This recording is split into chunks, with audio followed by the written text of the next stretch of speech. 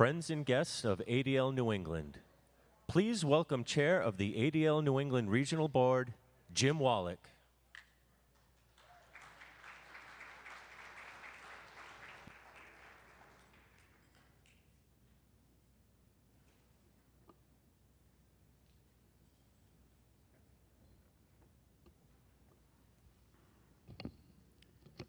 Good morning, everyone, and welcome to the Good Fight.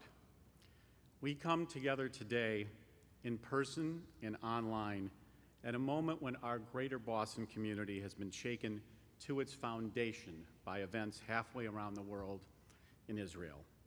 We are sickened and saddened by the brazen murders, kidnaps, and desecration of innocent women and children and other civilians. And we fear for what is to come, not only in Israel, but here as well.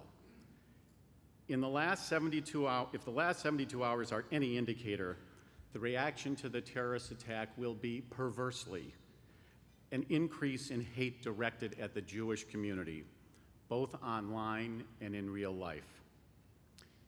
Even before the Hamas terrorist attacks, there was cause for a sense of urgency and renewed purpose as we have experienced an alarming rise in incidents of harassment, vandalism, and assaults targeting the Jewish community and other vulnerable communities.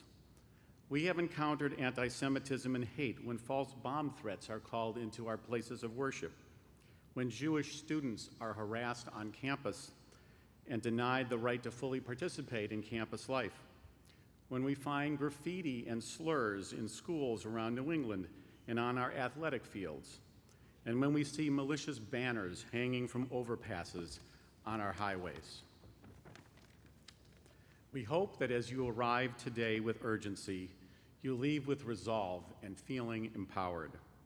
I am confident that each person here can make an enormous difference in combating and responding to anti-Semitism and hate.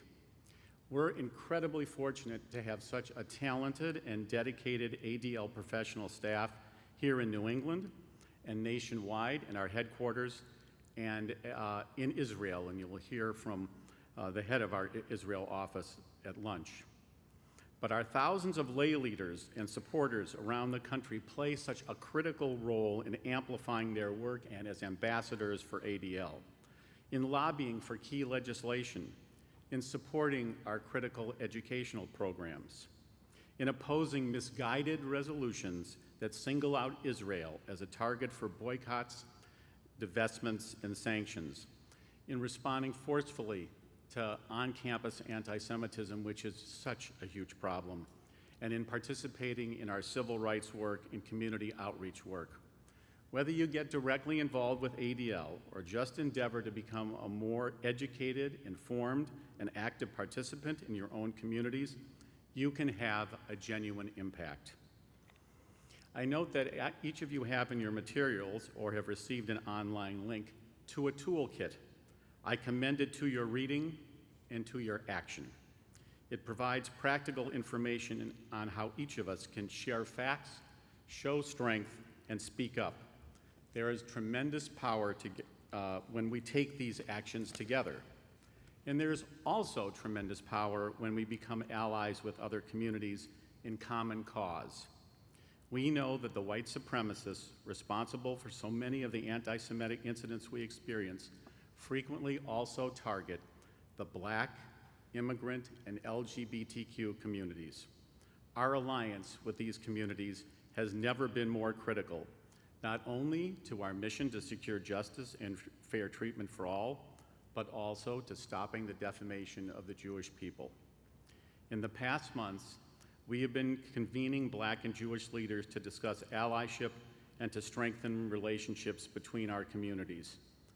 And in the past few days, we have been heartened to receive an outpouring of sympathy and steadfast support from these partners in the Black community.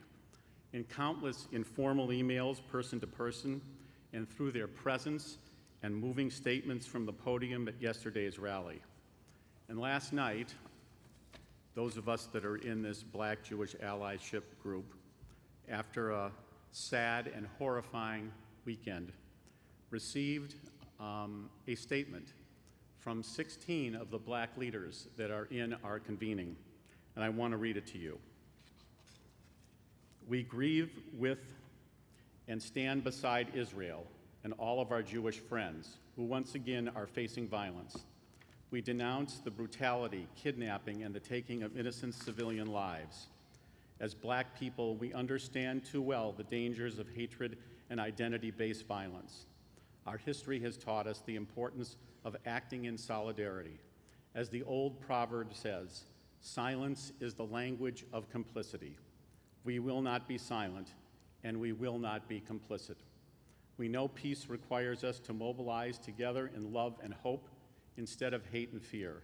So today, we send you light, love, and strength during this tragic time and commit to standing with you in the pursuit of peace.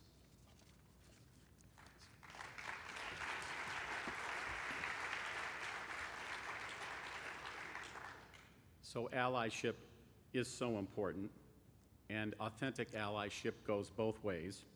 ADL and CJP made a strong showing of support when we organized a group of over 75 members of the Boston Jewish community to go to Washington to attend the 60th anniversary of Dr. King's March on Washington just 6 weeks ago. I personally have been moved by the commitment of other communities to come together as allies, and I invite you to join us in building and growing these relationships. In short, particularly at this critical juncture, the good fight is not a spectator sport. We can each make a real contribution. So with that, by way of introduction, I want to invite our new regional director, Rabbi Dr. Jonah Steinberg, to make a few opening remarks.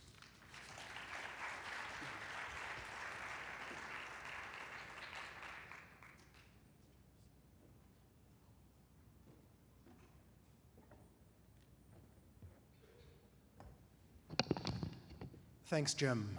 And friends, welcome to the good fight.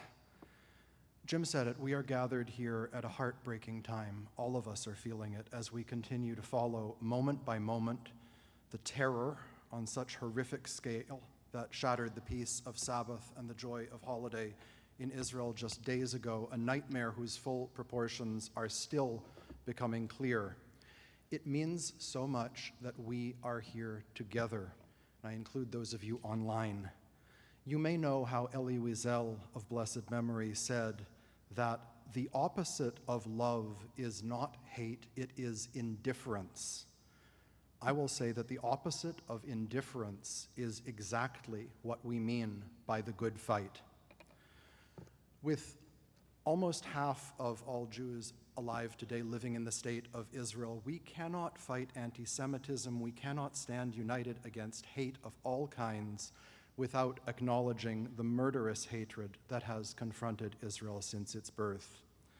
Decades of treaties, peace talks, and accords have shown the truth that there is another way, but once again, we are all victimized and held hostage by the false terrorist narrative of a bloody zero-sum game. What is the count now? More than 900 Israelis murdered in the midst of their daily lives, many more wounded, families still searching desperately for missing loved ones, and the Iranian regime-backed terrorist Hamas organization claiming more than 130 Israelis and Americans and others, including children, including elderly, including Holocaust survivors in captivity. We planned this program long before this for the sake of learning, to gain practical, applicable knowledge and know-how so that we can act in practice with the opposite of indifference. That has never been more important than it is in this moment, so the good fight goes on. Even before the horrific events of this past weekend, our world and this country, as you know, were facing a horrific rise of discrimination, of hate, of bigotry, with anti-Semitism as a bellwether of these times. ADL's integrated mission of combating anti-Semitism and seeking just and fair treatment for all is essential, no more so than right now. And so again, it is so important and so heartening that we are here today together, Jewish community with allies and friends from throughout our wider civic community. I want to mention, I was just told Somerville City Councilor Kristen Strezzo has joined us, and Representative Jake Auchengloss will be joining us by video in a little while. From law enforcement to higher education, from the business world to the world of athletics and school sports and the realm of arts and culture, our panelists today are at the pinnacles of their fields and at the forefront of shaping our society, creating the culture of this great city we share together. Creating community at work, at school, and in our neighborhoods where everyone is safe, valued, and on equal footing has been ADL's vision for more than a century. It is a goal we can share together not just as a set of ideals and platitudes, but share in practice as we go forth from today's learning. We will learn today from experts and leaders who are working tirelessly to ensure that diversity is celebrated and discrimination is countered actively. We can all join in this work, and now more than ever, we must. Over lunch today, you are not going to want to miss this. I have heard directly from both of the speakers joining us direct from Israel by video over lunchtime. Friends and colleagues who are confronting the situation there directly. And amid all else that you have heard, you're going to want to hear from them. From ADL Senior Director for Israel and for the Middle East and North Africa, Carol Nuriel, and from author and distinguished Koret Fellow at Shalem College, Danny Gordis. Let me express thanks to our CJP colleagues, naturally part of today's program because we work together strategically and daily confronting anti-Semitism and in rising to the urgent needs of the present moment. And from Keshet to the Jewish Arts Collaborative and the Seacoast Theater to Embrace Boston, from the Boston Celtics to Brandeis University, let me thank tremendous partners represented today in the good fight, and thanks also to today's sponsors. For my part, just briefly, let me share from before this immediate time just a couple aspects of our ADL work on this side of the sea from the perspective of a fresh pair of eyes, having joined our dedicated, hard-working, and effective ADL New England team just this past June.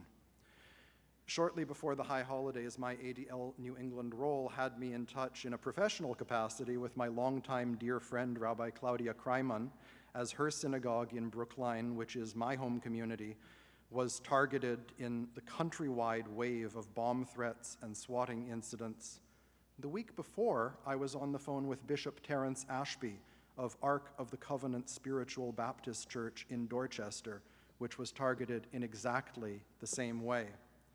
And since then, I've been in touch with Archpriest Baljian of St. Stephen's Church in Watertown as that Armenian community has been menaced by hateful messages, its children placed under police protection while arriving at school. I've been in touch with clergy colleagues in Jamaica Plain whose churches have been vandalized for flying LGBTQ pride flags. I've been on peace walks in Roxbury and on personal phone calls with community leaders and private citizens in Laconia, New Hampshire and Augusta, Maine, who have experienced white supremacist and anti-Semitic demonstrations, propaganda, and vandalism. It is probably most natural for us here today to speak up and call out the kinds of hate I have just named, the hate we see in the targeting of synagogues and churches and places where migrants and refugees are housed in the communities of our region, in acts of vandalism or school bullying that are explicitly racist and anti-Semitic. Hate that names itself as such, that targets people explicitly by faith, by ethnicity, by national origin, sometimes by name. That is the brand of hate whose full nightmarish expression is what we have just seen pour murderously into Israel. Coming from 12 years of serving the Jewish community on the Harvard campus and serving the Harvard community, let me name something else. It can be unhelpful to paint it with the same brush, not least as the paint seems so foreign, even so repugnant to those who practice what I now must name. But when Jewish students and others who are connected with and who care about Israel are alienated and anathematized and treated as presumptively suspect by their college peers in a way that we see with regard to no other ethnic or religious or national minority on campus, then I agree with Harvard's former president Larry Summers that what we are seeing is anti-Semitic in effect, if not in intent. That too is happening right now.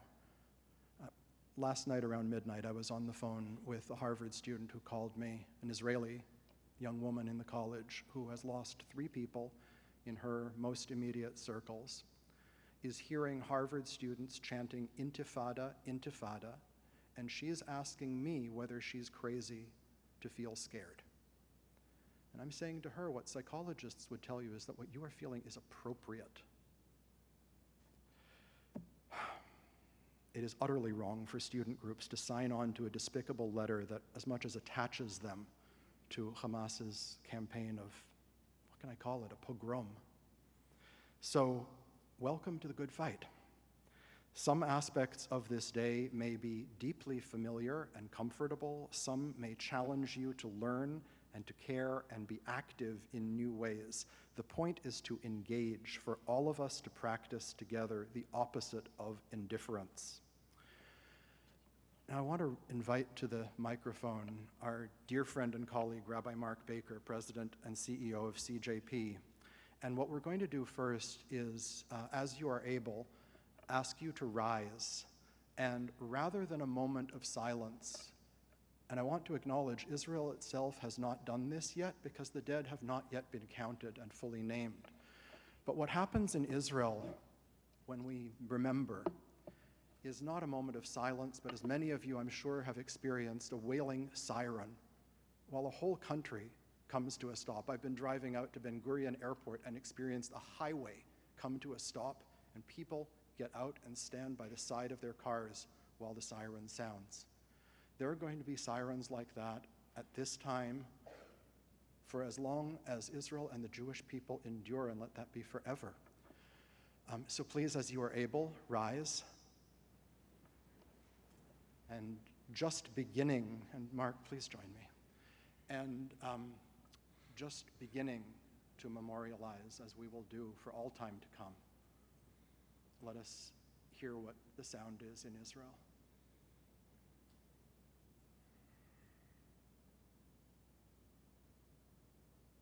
You've got it back there, sound people?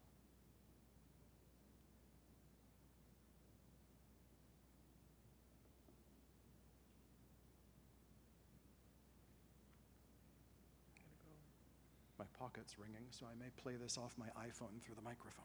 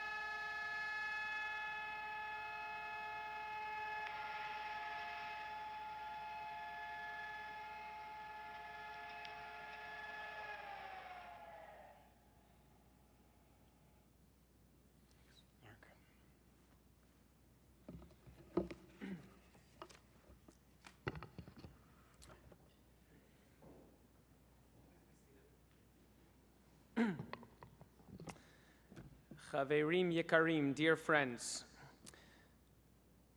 We're here this morning, as we've already heard from Jonah, thank you for your leadership, and from Jim, at an unprecedented time in the history of the state of Israel and the history of the Jewish people.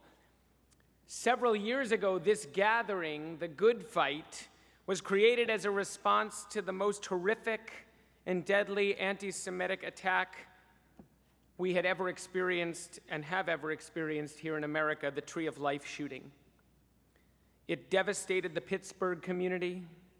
It touched many people here in our own community, and in many ways it changed Jewish life in America as we know it.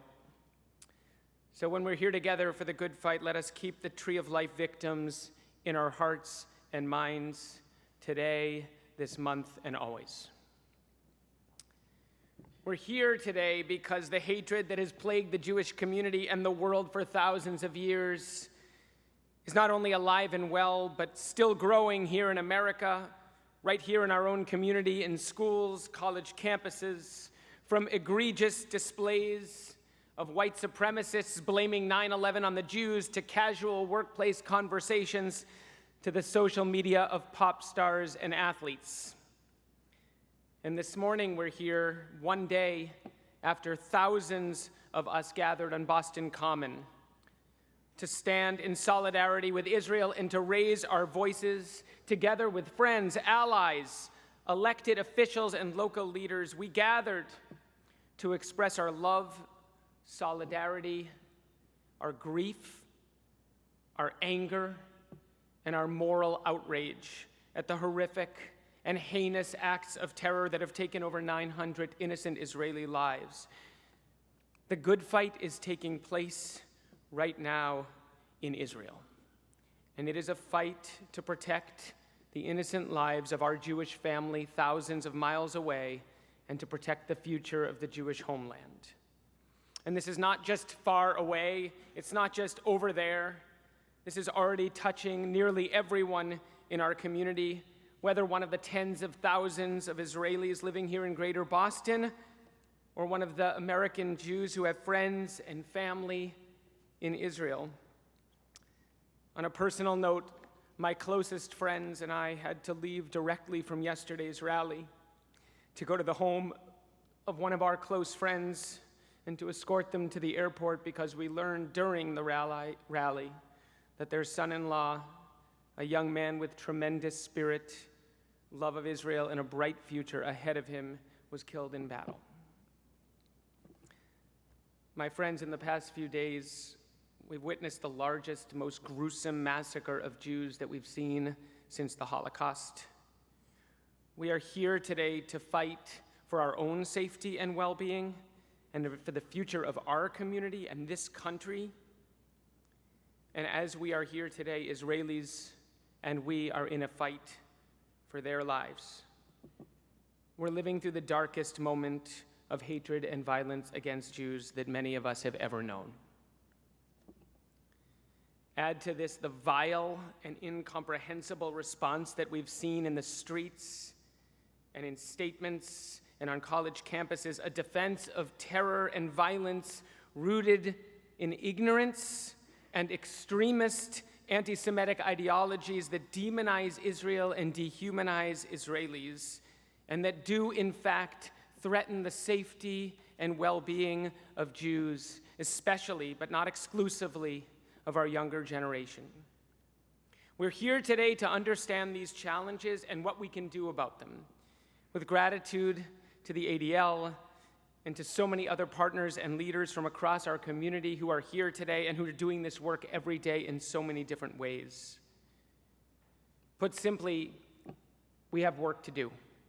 We have work to do to educate, to advocate, and to mobilize our communities, our friends, and our allies to fight against all forms of anti-Semitism, and especially right now against Israel hatred, along with all other forms of bigotry and hate.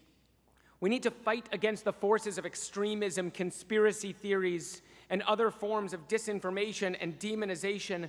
We need to ensure that every person can walk down the street and through this world with their head held high, with a sense of safety, security, and confidence in their personal identity, and a sense of belonging to the larger society of which we are a part and that we are striving to create together. We have work to do to create communities and a world that are inclusive, compassionate, and just. We have work to do, which is why I'm so proud that over the past year, CJP has partnered with ADL and so many other organizations to launch our 5-point plan to combat anti-Semitism and anti-Zionism. We will not likely eliminate a 3,000-year-old hatred in our lifetimes, but we are stronger and more effective when we fight it together and with a plan. Together, we are educating and mobilizing our community. Together, we are putting faces and stories to the personal experiences of Jew hatred through our Face Jewish Hate media campaign, and we're partnering with the Foundation to Combat Antisemitism in their National Blue Square campaign, so more people who share our values will stand up to Jewish hate.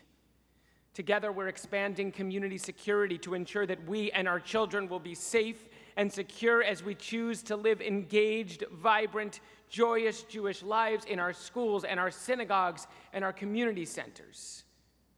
Together, as you already heard from Jim, we're deepening relationships with allies and leaders from across Civic Boston because this is not a good fight that we can win alone. As our friend and JCRC leader Jeremy Burton always reminds us, anti-Semitism, like every other form of hate, is not a problem for the Jewish community to solve on our own. It was heartening and comforting and even inspiring to launch our Face Jewish Hate campaign at the TD Garden side by side with important and influential political and faith leaders. Just as it was heartening yesterday to hear the unequivocal support for Israel and condemnation of terror from so many of our friends, allies, and elected officials. That happens only because of the work of ADL and JCRC and so many of you and the partners who are here today who tend to and nurture and build these relationships day in and day out, who stand with and show up for other vulnerable communities, and who fight for democracy, human dignity, for Israel, and for the character of our Commonwealth, our community, and this country. I feel grateful that we are in this fight, this good fight, with friends and allies who are ready to stand with us, and that we are in it with one another together. Thank you.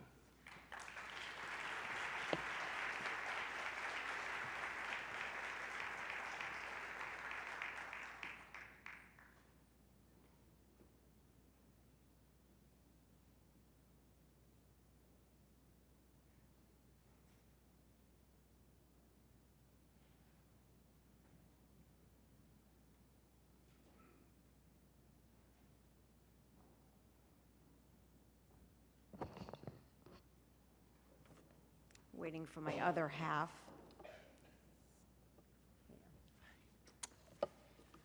Okay. Morning and welcome to the Good Fight. Thank you for being here in person and at home virtually. I am Deb Shalom, and I stand with Israel. I stand with ADL and the Jewish community. I support ADL New England's work and a proud member of the regional board and co-chair of our Campus Connectors cohort. So buckle up today. We will showcase ADL's work with our community partners fighting hate and anti-Semitism at our annual and signature event. I am Rabbi Ron Fish, ADL's East Division Director of Anti-Semitism Advocacy and Education. And I stand here with you holding a broken heart. This moment is unlike any we have known before, and we are so grateful to see so many of our friends, to see so many faces that join us in grief and commitment to engage in this fight. My work is focused on the challenge we face on college campuses, the campuses that are today filled with voices and student statements in support of the unthinkable. We have relationships that we have built across this region and across the country with directors of equity and inclusion, with university presidents and others. That work is critical at this moment. And the work that I am privileged to do, thanks to the support of so many of you, is the holy work right now of lifting up the welfare of our Jewish students. Thank you, Ron. We are so honored to present today's first plenary panel. Dr. Ron Liebowitz is the 9th president of Brandeis University. He is a recognized leader in higher education whose academic scholarship centers on political geography. Dr. Liebowitz has been researching the Jewish story of the creation of Brandeis University in 1948. It is why the campus was created, in part to respond to anti-Semitism in America academia. We are also proud to welcome my colleague, Rabbi David Wolpe, and Melissa Garlick. After serving as the spiritual leader of Sinai Temple in Los Angeles for 25 years, Rabbi Wolpe is now the Max Webb Rabbi Emeritus of Sinai Temple, and he is now serving as a visiting scholar at the Harvard Divinity School, a campus which again has presented a challenge for us in these dark days. He is a well-known public thought leader and is now also a colleague on another level as the inaugural Rabbinic Fellow of the Anti-Defamation League. Melissa Garlick is one of our most critical partners in the work we do in the Boston area. She is the Senior Director of Combating Anti-Semitism and Building Civic Engagement of the CJP. So Dr. Liebowitz, Melissa Garlick will be in conversation moderated by our impressive ADL New England Deputy Regional Director, Peggy Shukur. They will be exploring the dangers of increasingly divisive and hateful discourse in our communities, how this dysfunction in our community impacts the students on campus, and how the tone and rhetoric on campus impacts the broader community. Welcome. And thank you for being here.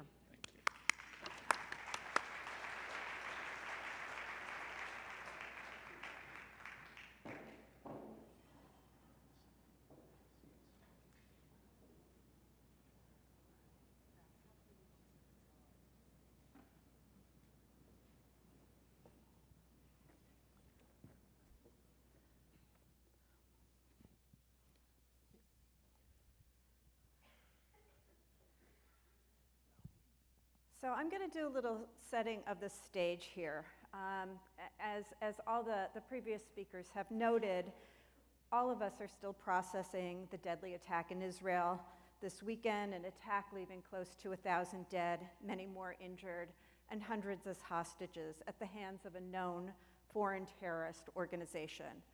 And just yesterday, we stood together in solidarity in Boston Common. Yet we're witnessing a shocking counter-narrative of these attacks.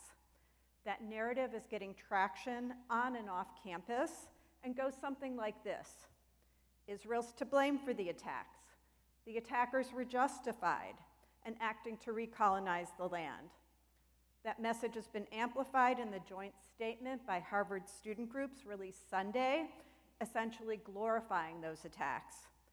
And it was heard loud and clear yesterday afternoon in Cambridge at a rally with chants that went something like this: "We don't want no Jew state, we want 48," the reference to 1948. From the right, conspiracy theories are spreading that Israelis will soon be flooding our shores in the United States as migrants. Yet at the same time, so many of us know how personally this crisis is touching us.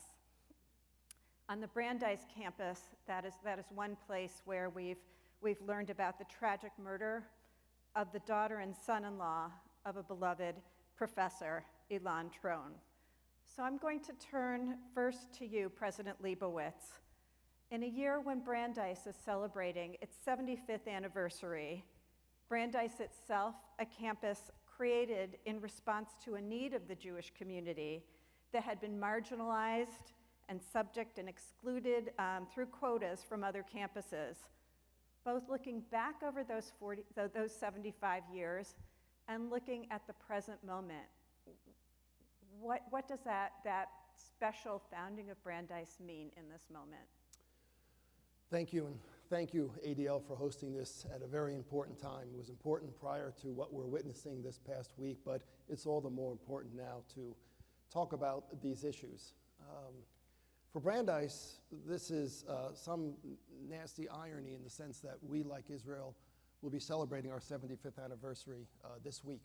In fact, starting on Thursday, we'll be having celebrations. We have more than 3,000 individuals registered to come back to campus to so-called celebrate the 75th. But I think there'll be some solemn and somber conversations about what this all means, to the point of your question.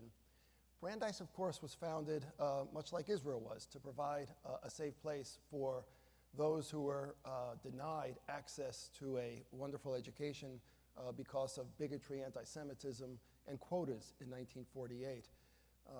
The striving for this predated 1948, in fact started in the 19th century, and really picked up steam when Albert Einstein, our most famous Jewish scientist ever, advocated and lent his name to the foundation that helped to raise funds to found Brandeis in 1948. Einstein recognized and pointed out that Jewish talented students were being denied access to a fine math and science education, and therefore joined the fight for the founding of this university. But it wasn't until the Holocaust, until the world was awakened to the horrors of the Holocaust, that this momentum really became a reality. And I see some parallels here today, that here we have another horrible incident that hopefully will awaken the world to what Jews face, to what Israel face, and really change course and do something meaningful. So hopefully this horrible incident this past week, much like the Holocaust in '48, will create change, and good change, for the Jewish people. Thank you. Now, Rabbi Wolpe, you're at a campus that is the oldest in the country. What can you tell us about what's happening there, and frankly, how a campus like Harvard gives rise to something like that joint statement? Well, so first of all, I feel like I parachuted into a maelstrom, because I have been there for about a month, and I came from a very different atmosphere in Los Angeles. My synagogue is extremely strong on Israel. And you can tell, by the way, if you look at how we all dress, that I'm the one who spent the last 30 years in California. But what I discovered, first of all, it was unsurprising to me, and should be unsurprising to you, that Palestinian student groups at Harvard gathered such signatures. This is true at virtually every elite campus in the country. The reason the Harvard letter got so much press is because it's the Harvard letter. A lot of those organizations, we may take some comfort in the fact that we're talking about 1, 2, 3 people, and they invent a name of an organization so that they can have 30 instead of 10 organizations. So it succeeded in exactly what they wanted, which was it got people to say, Harvard is saying. And the reason that Harvard's administration put out a letter, which was not what I would have wished for, but clearly in the first sentence laid the blame on Hamas and its attack on citizens. The reason they did was because of this sense that Harvard as an institution was being identified with the letter of those students. I just finished, that's why, forgive me a little bit, I was on my phone. I just finished composing a letter with 5 other faculty members whose names will be familiar to you, I think, to send out in our name, and we're gathering other signatures to have that be a counter letter to the letter that was sent out earlier, and also Hillel students sent out a letter. All of which, without giving you like a blizzard of warring letter story, is to say that there are 3 different fights going on here, and all of the American Jewish community should be aware of that. There is the fight to support Israel, plain and simple, giving tzedakah, traveling to Israel, telling people in Israel they're not alone. All of that is incredibly important.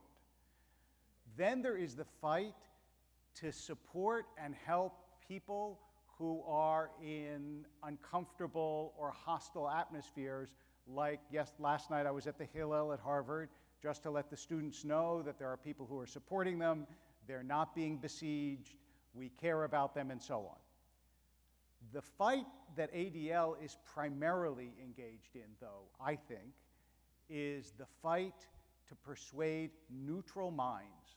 And we forget how many neutral minds there are out there, because the only people we engage with are those on Twitter who say either a pox on your house, or I'm with you. But there are a lot of people out there that have not made their minds up. I always tell Jewish audiences, how many of you have a developed opinion about Kashmir, right?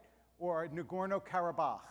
That, to a lot of people, is what we're dealing with here. Oh, they fight, and who knows who's right. In that sense, this is a crucial time to say, without such fervor that people will be put off, but with a lot of clarity and sternness, look at the enemies that Israel is fighting. Remember 9/11. These are the people that they have just let over their border. And it's important that that part of the fight, that is, the appeal to people who are not already totally captured by an evil ideology, those are the people we should be talking to and seeking out. Thank you. I guess it was a bit unfair to draw on your 1 month of time at Harvard. Rabbis are used to speaking authoritatively about things they don't know anything about. It's perfectly. Ask me about the decor, I'll talk about that. Well, what I really want to ask you about is your 30 years as a congregational rabbi, because I've heard you reflect that your father, who was also a rabbi, centered anti-Semitism. It was a large part of his connection to his community. When you became a rabbi and first took your pulpit, you've commented that anti-Semitism was somewhat further down that list. I wonder if you might comment about how that's changed from the lens of a congregational rabbi and what you see today as the role of congregational rabbis and really the clergy in responding to this moment of anti-Semitism. I think many of you, though not all of you, are old enough to remember that there was a good period of 20 years or so when anti-Semitism really was not at the top of the American Jewish agenda. And it wasn't at the top of the agenda of most synagogue rabbis. In fact, the common bromide was, for years we tried to make Jews out of insisting on anti-Semitism. Now it's time to make Jews out of being Jewish, because anti-Semitism is no longer a galvanizing cause for the American Jewish community. What can I tell you? How wrong we were. It was dormant. There's a return of the repressed. And I don't think there is a rabbi in America of any substance who's not wrestling with this and how to deal with it in a way that is productive as well as motivating. Because you know that anti-Semitism is the guaranteed motivator of Jewish audiences. You can talk to them about Shabbat till you're blue in the face, but once you start talking about anti-Semitism, everybody pays attention. Unfortunately, there's what to pay attention to. And so I think actually the job of a congregational rabbi, the job, frankly, of an ADL activist, is to recognize that we are too old and experienced to fly into a panic, and we are too old and experienced to deny or not pay attention or not be alert and not be aware.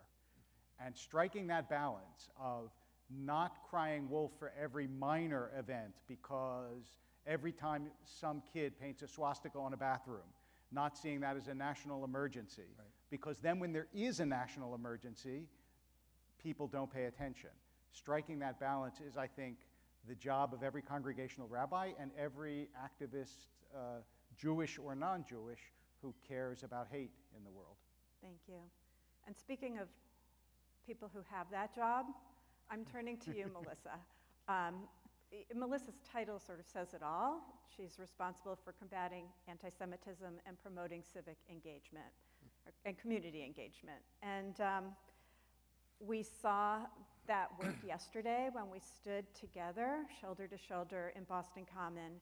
And from where I sit at ADL, I see it every day when I see the work that Melissa is leading and bringing together our community.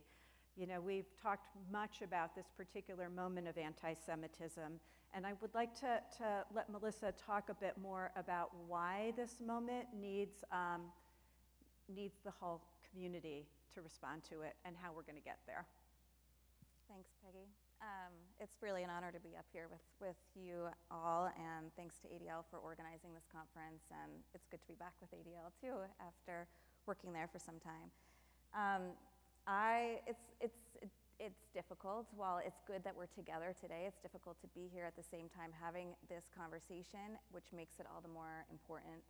So I do think being here and recommitting to the work that we need to do together to provide for a strong infrastructure, strong resources, to ensure a safe and thriving Jewish community in Boston, the work that ADL and CJP and other organizations do collectively to combat anti-Semitism is going to be more important than ever. And so I'm grateful to recommit that work with all of you as well.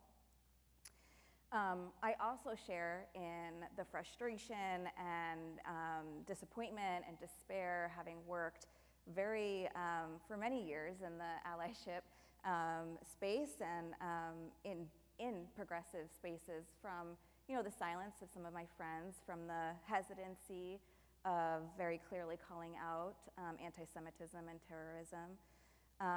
It's easy, I think, to fall into that despair and to inaction, and I think this moment calls us to actually lean into the work, reminds us of the work that we have yet to do. So I am grateful to be leading this work at CJP and to be partnering with organizations like ADL and others in our community who have long been in this fight and leading this work on the ground to combat anti-Semitism. And what we have now, as Mark alluded to earlier, is a plan, but also never have we been coordinated together in a strategy to prevent and combat anti-Semitism. And this moment requires that we are tightly coordinated into a strategy that allows us to be nimble and flexible to respond to how anti-Semitism, anti-Zionism is manifesting in our communities, where we have gaps in investments and resources, and where we need to strengthen our community engagement. So I'll mention two specific pieces. Our plan, the 5-point plan, focuses on public awareness, community engagement, building allyship, education, and communal security. In the realms of public awareness and allyship, what I think this moment requires us to do differently, which is what we have started to do through Face Jewish Hate Together, is actually share our human experiences and stories, put faces and names to the stories and experiences of anti-Semitism, of anti-Zionism, in a way that really leans into the storytelling, that leans into the empowerment aspect that we need to feel as our community to be able to share those stories in safe spaces and to inspire others to have those conversations and share stories too. So that's one thing I wanted to mention. And the other, of course, is building allyship, which we were reminded we are not alone yesterday. And that was a very powerful display and solidarity message that we felt from electeds, from our state's leaders, one of which I see right in front of me, our allies, and the statement yesterday as well from Black leaders across Boston. What I think we want to do more of, though, is invest and strengthen our grassroots potential in building allyship, meaning how can we prepare our community members, ourselves, to understand how to actually build those transformative relationships and what allyship looks like on the ground. So bringing that down from the organizational level to the community level. And so we're together working on programs like that, investing in that. But that's really where we can start to model what this looks like for our kids on campus, for my young kids, and to empower our community to actually know how to build those relationships themselves. So those are two aspects I wanted to mention. Thank you. And I'm really glad you touched on the point about personalizing this. At ADL, every year we come out with our audit of anti-Semitic incidents. We have a lot of numbers, and those numbers are powerful, but behind every one of those numbers is a person. And that combination, I think, is really important for people to just understand what anti-Semitism means at that very individual level. Now I'm going to turn back to campus right now. Campus is a place where we often see some of the most polarized discussions and conversations, although I note that you've also noted, Rabbi Wolpe, in your congregation, that polarization was also very present. How do we manage that? We're seeing that at UPenn in terms of hosting of a Palestinian conference with known anti-Semitic participants.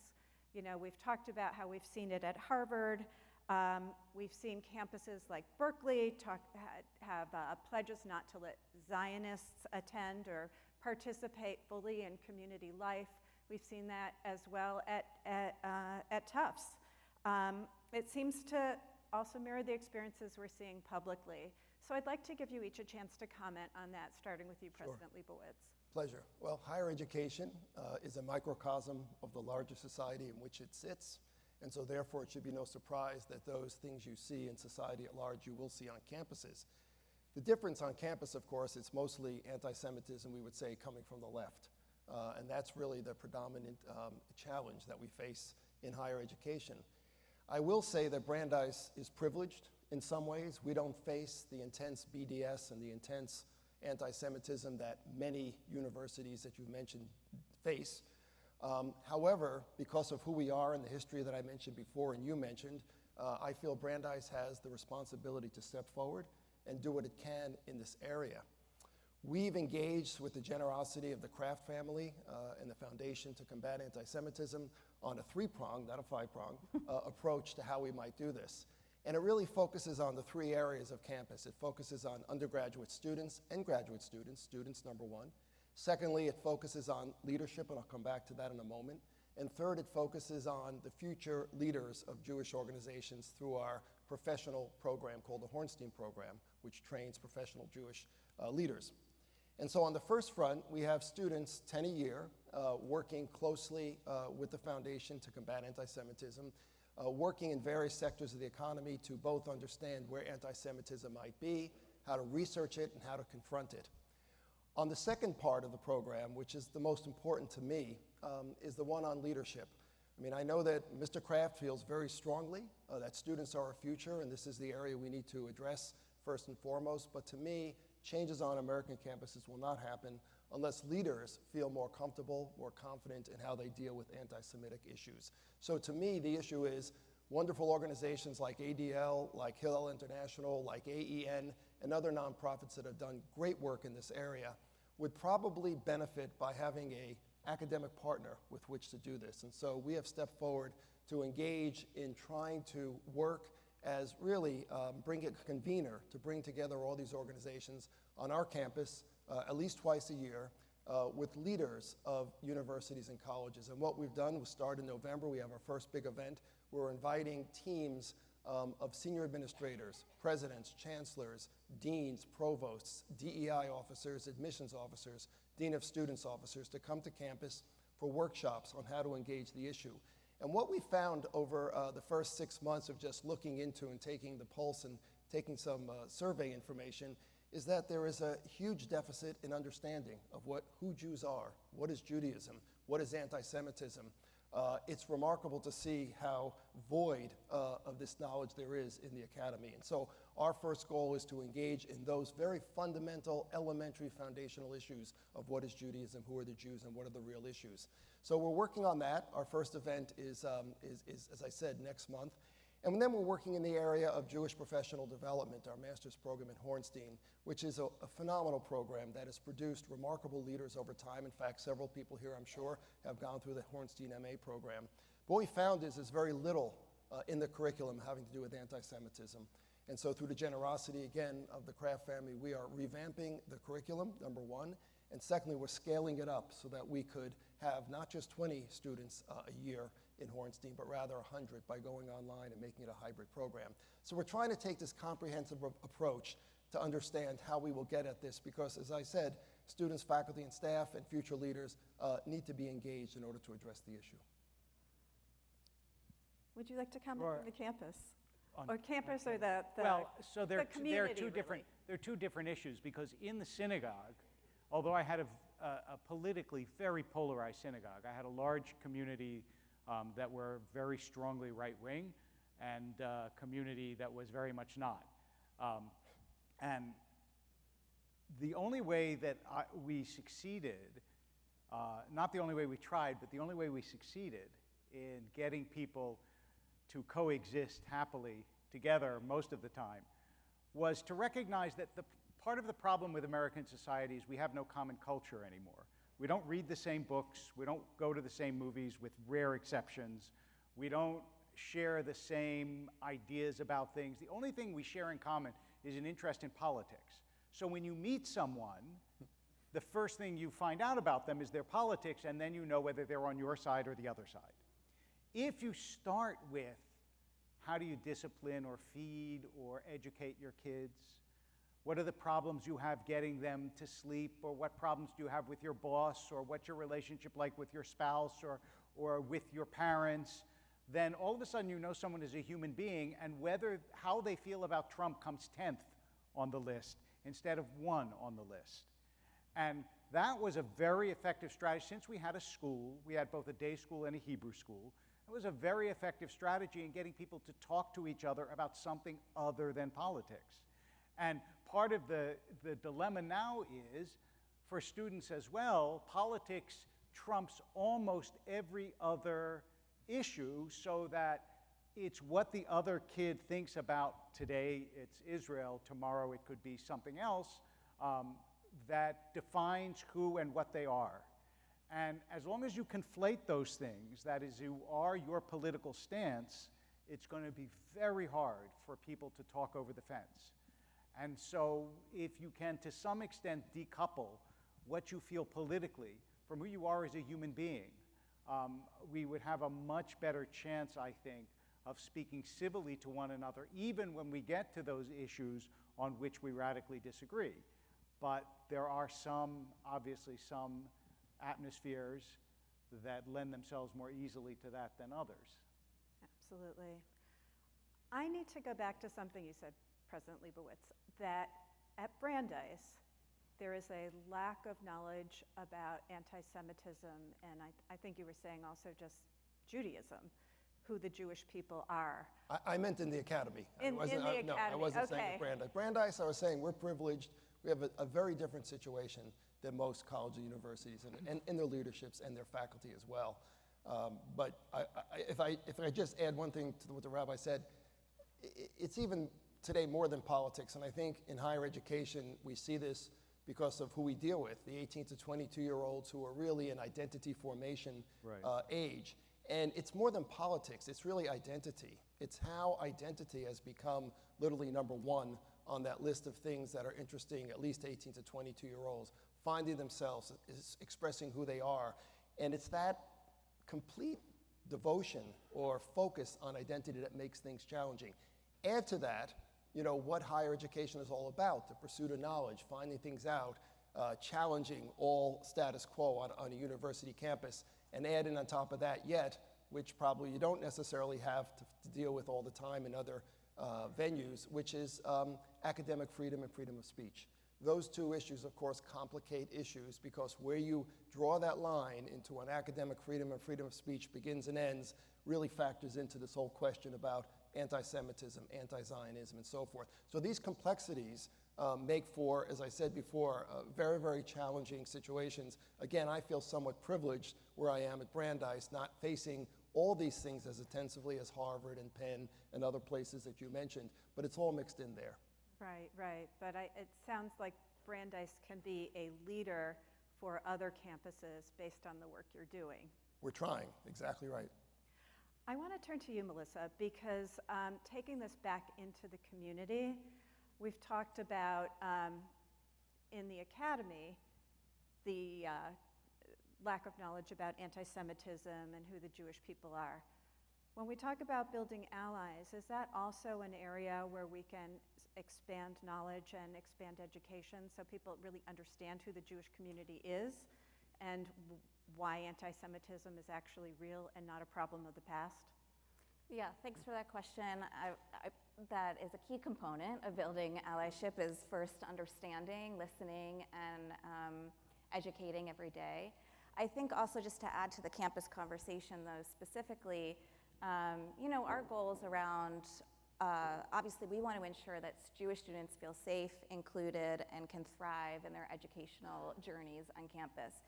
And that includes, having to navigate very difficult conversations with diverse peers, similar to how we, are challenged in society. And you referenced the difference is really sort of the age and the demographics. I think also it's really important, though, when we're having conversations about campus, is to also recognize how every campus community is really different. And so thinking about the Hillels and the campus community professionals on campus, including leadership, obviously, to understand how to engage the actual students and grassroots, again, going back to that theme, on campus to have conversations and to understand what's needed. So there's many good programs happening on several campuses around engaging Jews and non-Jews on issues of anti-Semitism, on education, and how to have those conversations in a way to build allyship. And those are really programs and efforts that are really inspiring and bring hope in terms of this moment, in what we can continue to build out, like Brandeis's program, but very customized. So I wanted to highlight that too. But of course, in terms of the meaning of allyship, that is an action. As you know, this is daily action that we need to do together as communities and learn and be receptive to learning. And that's a two-way street in terms of partnership. Thank you. We have a few questions from the audience that I'm going to go through. This one is directed to President Liebowitz. Are you surprised, or can you comment on the pro-Hamas sentiment on campus, especially within the past 48 hours? Well, as shocking as it is to read, I'd be lying if I said I wasn't surprised. I mean, this is nothing really new. There are student groups that have advocated in support, not only of the Palestinians, which you might be able to understand and defend, but instead of these organizations that, of course, are about nothing but terror. So it doesn't really surprise me. I think what shocks me is the timing of this, that these are groups that are now making this point at the most raw moment to do this. We had a vigil at Brandeis yesterday at 5 o'clock, extremely well attended, run by students. It was really beautiful. And as my wife and I and son were leaving, I said with some pride that I didn't see one protest or in support or opposed to Israel or Jews. There wasn't anything from SJP or any organization, which has not been the case at other campuses. So I was very proud. But it doesn't surprise me because this is where we've been. This is really not new. What surprised me was the timing and the intensity of the comments. Thank you. Rabbi Wolpe, you mentioned the letter you're collaborating with your colleagues at Harvard.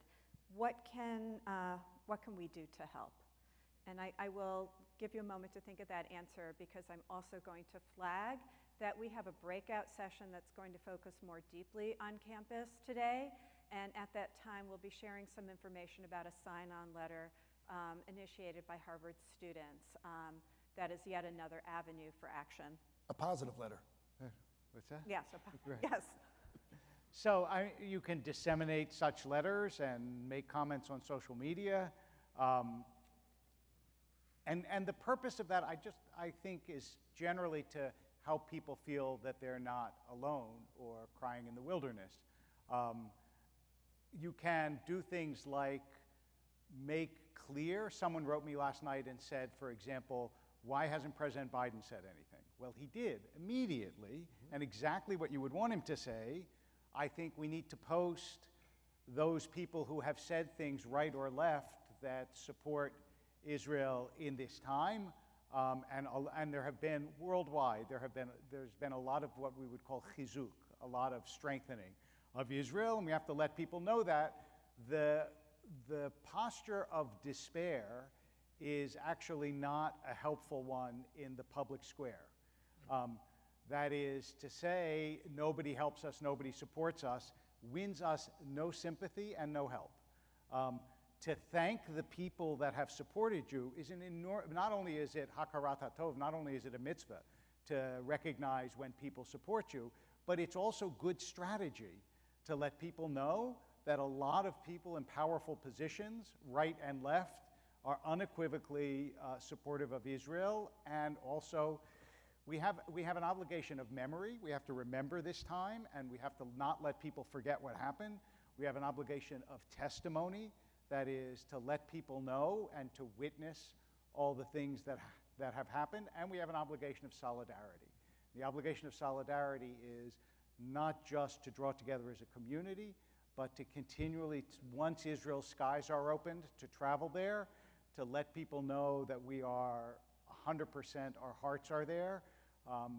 Everybody at a moment of tragedy, you know, that's why there's Shiva.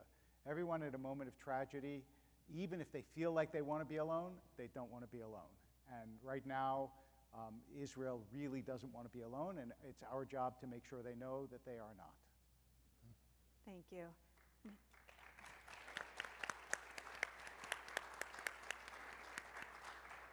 So these panels, we're in the final 2 minutes, usually end with someone like me asking everybody, like, what gives you hope? But I'm not going to do that. I'm going to actually ask you to build on what Rabbi Wolpe just did, which was to give us a tangible action, something we can do to commit ourselves to fight anti-Semitism.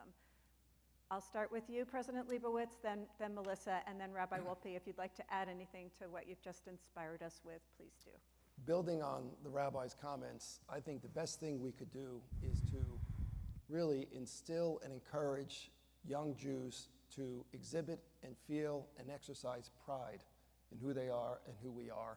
I mean, I think back to the Deborah Lipstadt movie Denial, and I think about that scene in London at the Shabbat dinner where she's there fighting her trial, and she's invited to this well-heeled dinner where she finds out, or she learns 3 or 4 minutes in, that the reason for her being invited there was not to have a wonderful Shabbat, but rather to try to convince her to shut up and go home, to be quiet, that life was good for these Jews in London, and therefore she should go home. And of course she did not. So I think in this time, it would be critical for us to encourage young Jews on campus and elsewhere to show their pride, to show what it means to be Jewish, to show the great things about Judaism, and step forward. Thank you. So I'll just add that we need to meet this moment. I mean, it is, again, echoing your comments, which I can't summarize in a more meaningful way, but this is a responsibility that we have to meet the moment of both rising anti-Semitism and terrorism and hate-filled violence, but also catalyzed by the first ever White House plan to combat anti-Semitism, by the elected leaders, by the allies that are committed to standing by with us to combat anti-Semitism, and we need to meet that moment. So I would say in terms of tangible action, to get engaged in this work, to not fall into the despair, to actually act, and to turn towards each other, to actually build relationships beyond our community and to try to have those difficult conversations that enable us to build this work for the long term. You know, both my parents grew up in Boston. My father grew up in Roxbury, and my mother grew up in what you called the poor side of Cambridge. And so I used to always come here to visit my grandparents, so I feel like in fidelity to that, this is kind of a homecoming. I should just tell you something that my father told me on more than one occasion. He remembered in 1948, when the State of Israel was being founded, that all of them, the rabbinical students, he was a rabbinical student at the time, would gather outside Madison Square Garden to rush in for the night that it was going to be announced. And they literally slept overnight, not for a rock concert, but for the announcement of the State of Israel. And behind them in line was this old man who had a number on his arm. And when they opened the doors, they were all worried about him because he was an old guy and everybody was rushing in thousands at once. And my father said when they sat down, they looked behind him and he was right there. And so my father said, "We were worried about you. How did you make it?" And he said, "I made it because I wasn't running alone." Just remember that. We have not only our contemporaries with us, but we have our ancestors with us. We are not running alone. Well, thank you. Thank you. That's hugely inspiring. And I thank each of you for sharing so frankly and openly and in a way that can engage each of us in this good fight today. Thank you. Thanks. Thank you very much. Oh, my pleasure. Thank you, thank you, thank you.